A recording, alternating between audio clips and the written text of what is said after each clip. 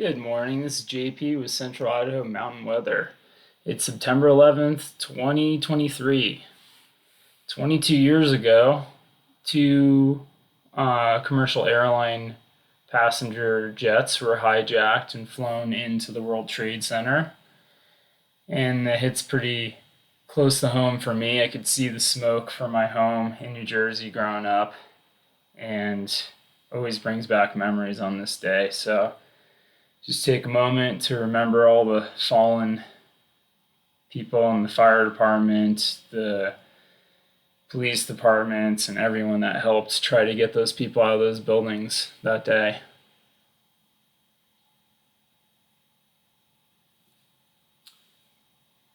Thanks for that. Get on with the weather.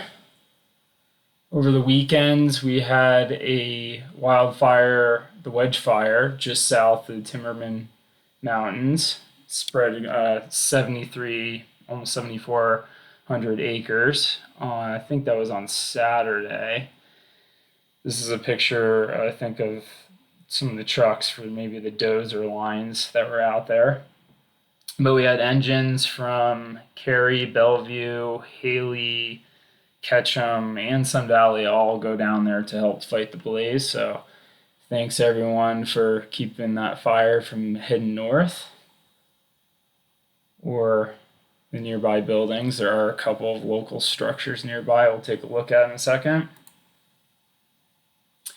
All right, outlook for today. We were looking at pretty dry skies dry weather with increasing clouds throughout the day. We have our upper level ridge is breaking down and moving east. We're going to have highs in the upper 70s.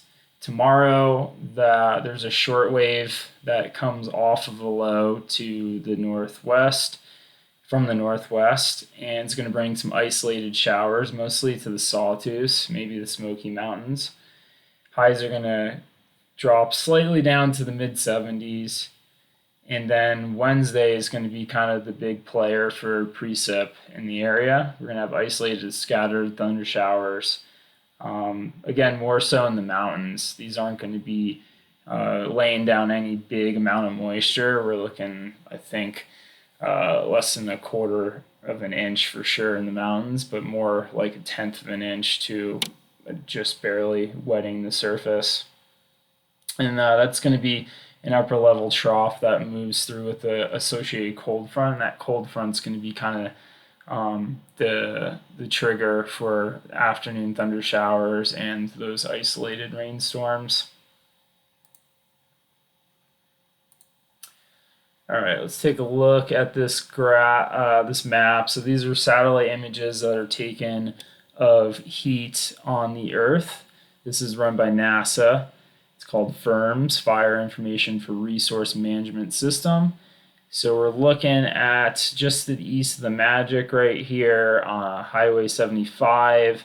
This is where the Wedge Fire started. It was believed to be by maybe chains dragging off of a truck. Not sure if it was on the highway where that happened. It did burn all the way to the highway when we drove by it yesterday. And this is the Peekaboo Desert Road to the east here. So it traveled all along across this butte here, which I think is called the Wedge Butte. They named the fire. Traveled about 4 miles over here where they had gotten it contained. So nice work on that. Looking at satellite imagery this morning, we got nothing really going on. Got some moisture to the northwest of us that's going to have that short wave that ejects over us tomorrow. And then brings that cold front is back here more. We'll see that on Wednesday afternoon. Look at the water vapor map. Pretty dry slot across our area here. Very light little wave of moisture here, but not really much. All the moisture's to the northwest of us. So we're going to see increasing clouds as this high pressure gets pushed out of the way today. and brings in some weather over the next few days. You can see those high cirrus clouds. Let me change this. Get a little closer view here.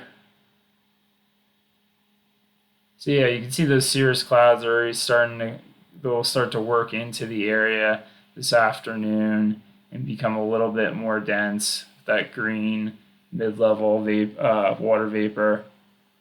That's going to kind of continue into tomorrow, where we have some more moisture that kind of pushes up from the south and spreads across the area. So we'll have periods of sun for sure. It's not going to be straight up cloudy the whole time.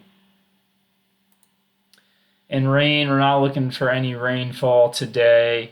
Tomorrow it's going to be mostly in the mountains, looking like the Sawtooth. So you got some pop-up showers later in the day. And then tomorrow afternoon, we got some bands of moisture coming up from the south here.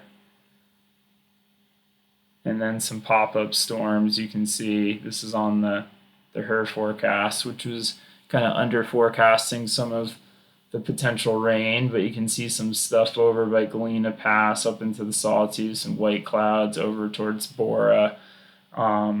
Potential for some thunder showers tomorrow afternoon, and maybe some snow over the next few nights. Yeah, and this is just highlighting that tomorrow evening we're 20 to 30% chance of thunder showers across much of the area. And Cape values are kind of showing that too. So we don't really have much. Let me zoom in here again.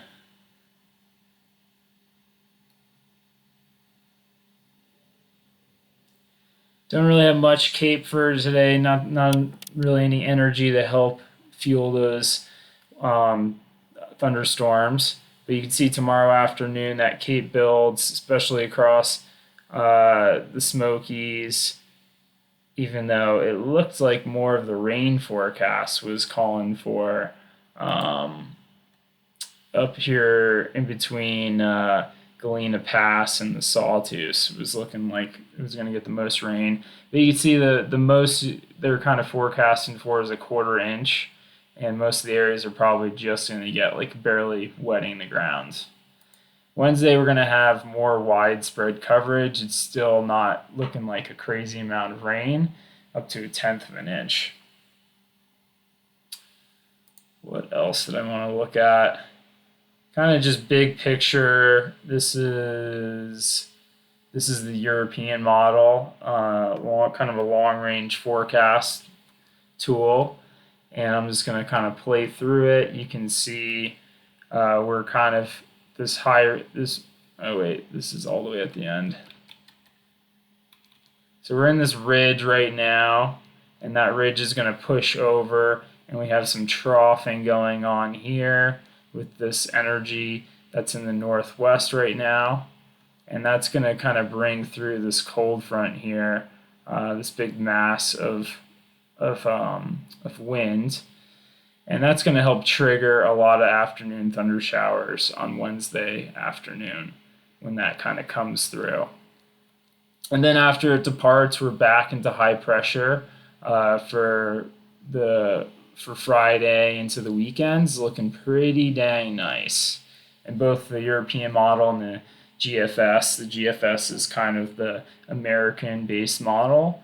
Those are our two long-range forecast tools that do fairly well for comparison between each other. That's what they're showing. And this just kind of highlights, again, looking at a surface map for today, we got a little bit of low pressure, like a wave coming through, but that's going to hit mostly the southern section, not touch us. Tomorrow, it's more of a short wave embedded wave coming through off of this cold front that you can see it's making its way east, this blue line. And that'll come through on Wednesday afternoon and really kind of hit us with the most precipitation that we're going to get out of the week. Again, not a crazy amount. And that's all I got for you this morning. We'll see you again tomorrow, and I'm going to be kind of in and out of the mountains this week, so I'm not going to be giving you as daily forecast as I was last week.